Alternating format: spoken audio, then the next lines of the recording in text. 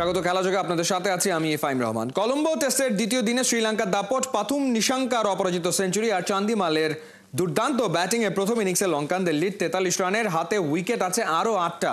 শিগালি sports ক্লাবে টাইগারদের হতাশায় মোড়া দ্বিতীয় দিনের বিস্তারিত পার্থবণিকের রিপোর্টে। নাহিদ রানার বাউন্সার বল গিয়ে আঘাত করে সোজা নিশাঙ্কার হেলমেটে, দৌড়ে এলেন ফিজিও, হলো কনকাশন চেক। 4 ওভার বাদে এবার এবাদতের বাউন্সার বল গিয়ে আবারও নাড়িয়ে দিল নিশাঙ্কার হেলমেট। ফিজিওর দৌড়, কনকাশন চেকের পর এবারও ঠাই ক্রিজে দাঁড়িয়ে রইলেন লঙ্কান ওপেনার। দাঁতে দাঁত চেপে করে গেলেন ব্যাটিং, মাঝে তুলে নিলেন back to back test century. কলম্বোয় লাঞ্চ ব্রেকের পর এই পরিসংখ্যানেই স্পষ্ট নিশাঙ্কাদের উইকেটের জন্য কতটা ডেসপারেট ছিল বাংলাদেশের বোলাররা। 51% বলই বাউন্সার, কিন্তু তাতে লাভ হয়নি। উইকেটের জন্য টাইগারদের অপেক্ষা দীর্ঘ থেকে দীর্ঘতর হয়েছে। অন্যদিকে নিশাঙ্কা, চান্ডিমালরা রানের ফোয়ারা ছুটিয়েছেন। দিন শেষে যাদের জুটিতে বাংলাদেশের বিপক্ষে শ্রীলঙ্কার লিড দাঁড়ায় 43 রানের, তাও হাতে 8 উইকেট রেখে। 8 উইকেটে 220 রানে খেলতে নামা টাইগাররা দ্বিতীয় দিন থেকে মোটে 8 ওভার 20 রান তুলতেই অল আউট হয় 247 রানে। 3টা করে উইকেট তুলে নেন আসিতা ফার্নান্দো আর সোনাল দিনুশা। জবাব দিতে নেমে শ্রীলঙ্কাকে ঝড়ো শুরু এনে দেন পাথুম নিশাঙ্কা ও লাহিরু উদারা। লাঞ্চ ব্রেকের আগে বোর্ডে তোলেন বিনা উইকেটে 83 রান। দ্বিতীয় সেশনে মাঠে ফিরেই আশার আলো জাগিয়েছিলেন তাইজুল। 40 রানে লাহিরু উদারাকে তুলে নেন, তবে কে জানতো পরের উইকেটের জন্য অপেক্ষা আরও লম্বা হবে। এরই মাঝে 50কে সেঞ্চুরিতে রূপান্তর করেন পাথুম নিশাঙ্কা। নাহিদের বলে মাথায় আঘাত পাবার পর তাকে বাউন্ডারি মেরেই 167 বলে তুলে নেন শতক। দিনেশ চান্ডিমালও ক্রিজে ঘাঁটি গেড়ে বসেন, অনেকটা ওয়ানডে স্টাইলে ব্যাট চালিয়ে 70 বলে তুলে নেন 50। অবশেষে দিনের শেষ ভাগে বাংলাদেশকে বহু প্রত্যাশিত ব্রেক থ্রু আর লঙ্কানদের আপসেট উপহার দেন নাইম হাসান। 194 রানের জুটি ভেঙে ফেরান দিনেশ চান্ডিমালকে। নার্ভাস 90s শিকার হয়ে 93 রানে ফেরেন চান্ডিমাল। শেষ পর্যন্ত দ্বিতীয় দিন শ্রীলঙ্কা শেষ করে 2 উইকেটে 290 রান নিয়ে, আর বাংলাদেশের বিপক্ষে লিড নিয়ে যায় 43 রানে। পার্থবণিক, 71। উইকেট ভালো হয়ে গেছে তাই বোলাররা খারাপ করেছে, তবে এমন উইকেটে সেটা নাকি প্রত্যাশিতই ছিল মনে করছেন হেড কোচ ফিল সিমন্স। এদিকে কুশল মেন্ডিস ইঙ্গিত দিয়ে রেখেছেন তৃতীয় দিনটাও নাকি খারাপ যাবে টাইগার বোলারদের। লঙ্কা 400 রানের পাহাড়ে চাপা দিতে চায় শান্তদের। শ্রীলঙ্কার কলম্বো থেকে নাইয়ান মির জসিমের পাঠানো রিপোর্ট। দ্বিতীয় দিন শেষে কলম্বোর সিংহলিস স্পোর্টস ক্লাবের এই কোরবোর্ডটা একেবারেই ফাঁকা। সারাদিনে যা যা ঘটেছে সব মুছে ফেলা হয়েছে। বাংলাদেশের বোলাররা নিঃসন্দেহে তাদের পারফরমেন্সটাও এভাবেই মুছে ফেলতে চাইবেন, কারণ যে দিনটা তারা কাটিয়েছেন সেটা নিঃসন্দেহে দুর্বিষহ। বাংলাদেশ দল আসলে থার্ড ডেতে কি পরিকল্পনা নিয়ে নামবে তার আগে বাংলাদেশের জন্য বড় চ্যালেঞ্জ হচ্ছে শ্রীলঙ্কাকে কত রানে তারা আসলে আটকাতে চায় সেটা নির্ধারণ করা। প্রেস বক্সে শ্রীলঙ্কান একজন সাংবাদিকের সঙ্গে কথা হচ্ছিল, তিনি বলছিলেন এই উইকেটে দ্বিতীয় এবং তৃতীয় দিন সবচাইতে সহজ ব্যাট করার জন্য। সেই লঙ্কান সাংবাদিকের কথার প্রতিফলনটাই কিন্তু পোস্ট ম্যাচ কনফারেন্সে দেখা গেল কুশল মেন্ডিসের কণ্ঠেও। তিনিও বলেছেন যে তারা থার্ড ডেতে পুরোটা দিন ব্যাট করতে চান এবং বাংলাদেশকে বড় একটা লিড দিতে চান। Big total in the board. I think maximum 400. I think that's a good target to give the Bangladesh second innings. I hope we can play the tomorrow in the whole day. Then we can put a good target. The wicket got a lot easier. It was nice to bat today, and we struggled, to get wickets, which is expected on a good wicket as this. So it was a difficult day for the bowlers. বাংলাদেশের head coach Phil Simmons একেবারেই হতাশ। যে ধরনের performance আসলে বোলাররা করেছেন দ্বিতীয় দিনটায়, সেটার জন্য তিনি আসলে ম্যাচ নিয়ে স্বপ্ন দেখাটা হয়তো বা বাস্তবে অনেকখানি কমিয়ে দিয়েছেন। তবে ঠিক এখানে প্রথম ইনিংসে বাংলাদেশ যেই ধরনের ব্যাটিংটা করেছেন সেই আফসোসটা কিন্তু এখনও করছেন টাইগার ওস্তাদ। তিনি বলছেন যে বড় পার্টনারশিপ যদি করা যেত, কোনোভাবে খেলাটা যদি দ্বিতীয় দিনও বাংলাদেশ খেলতে পারতো, তাহলে কিন্তু এই চাপটা নিতে হতো না। ভুলে গেলে চলবে না, এই মাঠেই কিন্তু লঙ্কানদের একটা বড় রেকর্ড আছে। মাহেলা জয়বর্ধনে এবং কুমার সাঙ্গাকারা 624 রানের একটা বড় জুটি গড়েছিলেন। শ্রীলঙ্কা সেখানে 759 রানের মতো করেছিল। সো সব দিক বিবেচনা করলে লঙ্কানদের কিন্তু এই উইকেটে বড় সংগ্রহ করার অতীত রেকর্ড আছে। নিশ্চয়ই লঙ্কান ব্যাটাররা থার্ড ডেতেও চাইবেন বড় একটা সংগ্রহ গড়ে বাংলাদেশকে দ্বিতীয় ইনিংসের চাপে ফেলে এই টেস্টটা ইনিংস ব্যবধানে জিতে নিতে। Well, we come back and we see what the wicket is like, and we try and make sure that we start in the right areas and start without, not how we started this morning, but a lot better, and put ourselves in a position to get wickets. কলম্বের আকাশে ঘন কালো মেঘ জমেছে, ঠিক একইভাবে এই টেস্টের ভাগ্যাকাশেও বাংলাদেশের ঘন কালো মেঘ জমে আছে। দুর্যোগের ঘনঘটা বলতে হবে। অথচ এই দিনটাতে বাংলাদেশের পারফরমেন্সটা আরও উজ্জ্বল হতে পারত, কারণ এই দিনটা খুবই স্পেশাল বাংলাদেশের জন্য, বাংলাদেশের টেস্ট ক্রিকেটের জন্য। এই দিনটাতেই বাংলাদেশ টেস্ট স্ট্যাটাস পেয়েছিল। তাই আকাশের রংটা যতই ঘন কালো হোক না কেন, বাংলাদেশের বোলাররা ঠিকই পারফরমেন্স দিয়ে কিন্তু দিনটাকে উজ্জ্বল করতে পারত, কিন্তু সেটা পারেনি। তৃতীয় দিন টাইগারদের জন্য আরও বেশি চ্যালেঞ্জিং।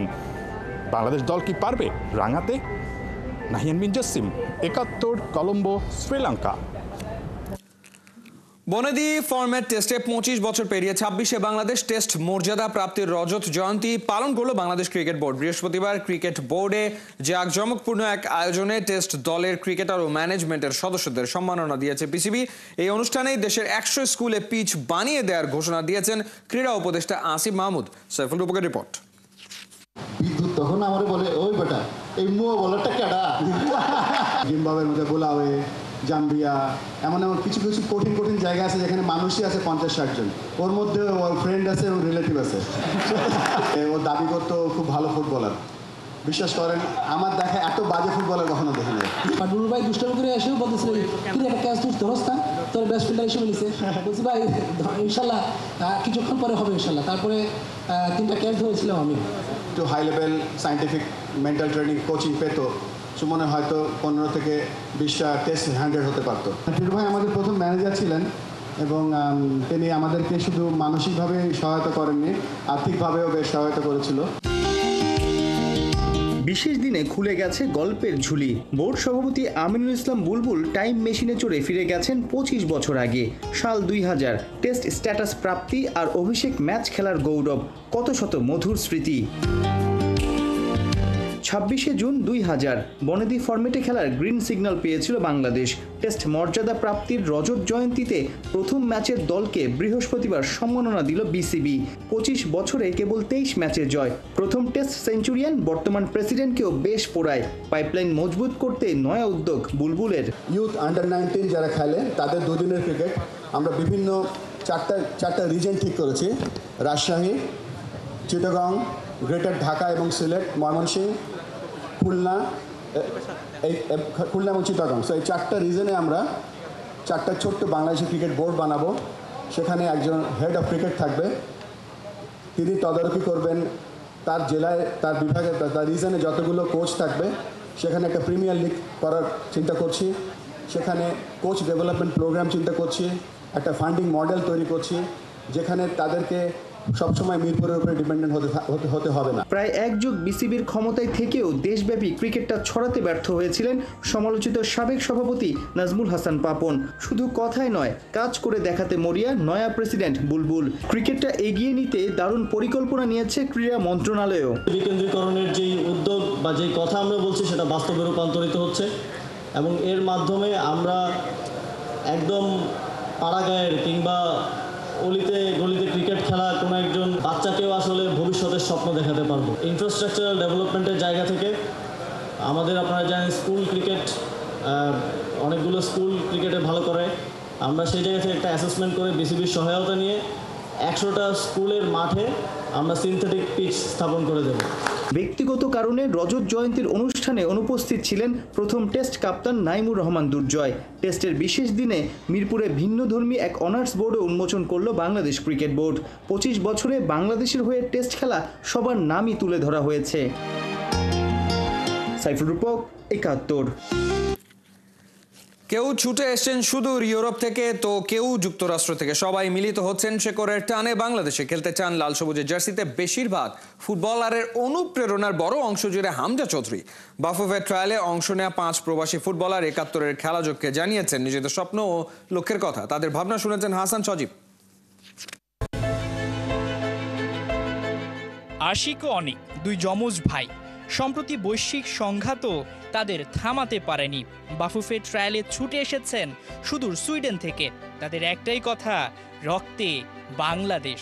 অফকোর্স তখন হামজা চৌধুরী আসছে, মানে মোর ইন্টারেস্ট আসে, like the Bangladesh football is being serious যে স্টার্ট হয়েছে। কিন্তু সবসময় যে শুরু থেকে আমার when I grow up always আমি সবাইকে বল যে আমি Bangladeshi, I am proud Bangladeshi, যে আমার রক্ত বাংলাদেশি।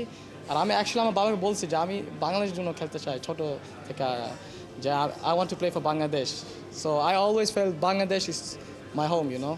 আমি তো সুইডেনে গ্রো আপ করছি, কিন্তু আই ফিল বাংলাদেশি। দুই ভাই বিশ্বাস করেন খেলবেন জাতীয় দলের হয়ে। লাল সবুজরাও একদিন বিশ্বকাপে পতাকা উঁচিয়ে ধরবে। নো, অফকোর্স আমাদের কি বলে goal is national team. I think it's for everybody here, you know. But the first step is under 23। আমরা এখানে আসবো, খেলবো, দেখাবো আমাদের স্কিলস, তারপর ওরা দেখবে, ওরা ডিসাইড করবে what they think of my qualities. আমরা বাংলাদেশে খালি ন্যাশনাল টিম খেলবো না, ওয়ার্ল্ড কাপ সেট করবো। আর yes, so this is a very big dream for us, and yeah, of course I always think about this, and inshallah the Bangladeshi players, if me and my brother get also the chance, we can make this happen. So yeah, এটা of course আমি এই জিনিস চিন্তা করছি। এ দুই ভাইয়ের মতো ট্রায়ালে অংশ নিতে সুদূর এস্তোনিয়া থেকে ছুটে এসেছেন 17 বছর বয়সী ফুটবলার ফারহান কালামও। দেশের প্রতি টানটা ছিল সবসময়, তবে লাল সবুজের জার্সিতে খেলার অনুপ্রেরণা জুগিয়েছেন হামজা চৌধুরী। এই অ্যান্সারটা একটু ক্লিয়ার আছে আমার জন্য, এটা হলো হামজা। বিকজ হামজার আসার আগে আমার বেশি একটা জানা ছিল না বাংলাদেশ ফুটবলের ব্যাপারে, বেশি একটা প্লেয়ার আমি চিনতাম না। তা হামজার আসার পরে হামজাকে চিনিছি, তারপরে শামিদকে চিনিছি, আর যে প্লেয়ার আরও আছে সবাইকে আমি চিনতে শিখেছি। এবার হামজার জন্যে। বয়স অল্প হলেও কঠিন চ্যালেঞ্জ ছুঁড়ে দিতে চান এই উইঙ্গার। অনূর্ধ্ব 17, 19 কিংবা 23 নয়, জাতীয় দলের জার্সি গায়ে তুলতে চান ফারহান। আমি বলতাম যে আমরা অনেকটা ইয়াঙ্গার প্লেয়ার্স দেখেছি last few days. Lamine Yamal of course অনেক একটা ইয়াং প্লেয়ার, অনেক ভালো করতে পেরেছে। আর তারপরে ফাহমিদুল, ওর বয়স হলো 18, অনেক ভালো করতে পেরেছে। আমার মনে হচ্ছে যে আমি কনফিডেন্ট আছি যে আমিও ভালো পারবো। আমি কনফিডেন্ট আমি আন্ডার 19 আমি ঢুকতে পারবো। আর চেষ্টা তো হলো সত্যিকার ন্যাশনাল টিমে। লাল সবুজের জার্সিতে খেলার স্বপ্ন বুনছেন ইতালিয়ান প্রবাসী ফুটবলার ইয়াসিন হোসেনও। একদিকে ডেন্টালে পড়াশোনা, আরেকদিকে ফুটবল, দুটোকে একসাথে সামলে যাচ্ছেন তিনি। 71-এর খেলাযোগকে জানিয়েছেন হামজা চৌধুরীর বাংলাদেশে হয়ে খেলার আগেই তার লক্ষ্য এদেশে খেলতে আসার। আমার স্বপ্ন আগে থেকে আছে যে আমি বাংলাদেশের জন্য খেলবো। আমার হামজা চৌধুরী যা আসছে এটার আগের থেকে আমি আমার ফ্যামিলিকে বলে রাখছিলাম যে আমি এখানে খেলতে আসবো, এই ন্যাশনাল টিমে খেলবো। এটার জন্য কোনো টাইপের একটা ট্রাই করতে কোনো টাইপের এই অপরচুনিটিটা আসছে, এটার জন্য আমি শুরুতে ক্যাচ আপ করছি। আমার বাবার স্বপ্ন ছিল যে আমি ডেন্টাল পড়তেছি, আমি ডেন্টিস্ট ট্রেনার পড়তেছি, লাস্ট ইয়ারে আসছি। আর এর সাথে ফুটবল কন্টিনিউ করছি। তো আমার বাবার স্বপ্ন ছিল যে ডেন্টাল পড়া, ফুটবলটাও খেলা, যে দুটার আগ্রহ রাখতে আমি দুটার আগ্রহ রাখছি। আল্লাহ দিছে যে এখানে আসতে পারছি এই ট্রায়ালটা জমের জন্য। অন্যদের মতো সঞ্জয় করিমও এসেছেন ট্রায়ালে অংশ নিতে। 27 বছর বয়সী যুক্তরাষ্ট্র প্রবাসী ফুটবলার এর আগেও 2020 সালে এদেশে এসেছিলেন। সেবার নানা জটিলতায় খেলা হয়নি, তবে এবার নিজেকে পাকা করতে চান। Jamie Day was the coach who brought me to Bangladesh for football. I was playing in Germany after college and semi-professional, and he reached out, brought me the agents, and brought me, and I was playing for the police in 2019. My international transfer clearance was said to be approved. I stayed for maybe 5 months, played preseason, and then in the beginning of 2020, I had a call-up for the national team. And from that call-up is when they said my international transfer clearance was unavailable or corrupted or some issue, and I was no longer able to play for the national team or for the police until the second window in May. And so from that point, I took some salary ahead of time, and I went down to New York to play for New York Cosmos. Ami amar desher hoye kelteche. ও চায় খুব ভালো। তার দাদার কবর জিয়ারত করে আসছে, দোয়া নিয়ে আসছে যাতে সে ভালো করে বাংলাদেশে থাকতে পারে, বড় প্লেয়ার হতে পারে, এই আর কি।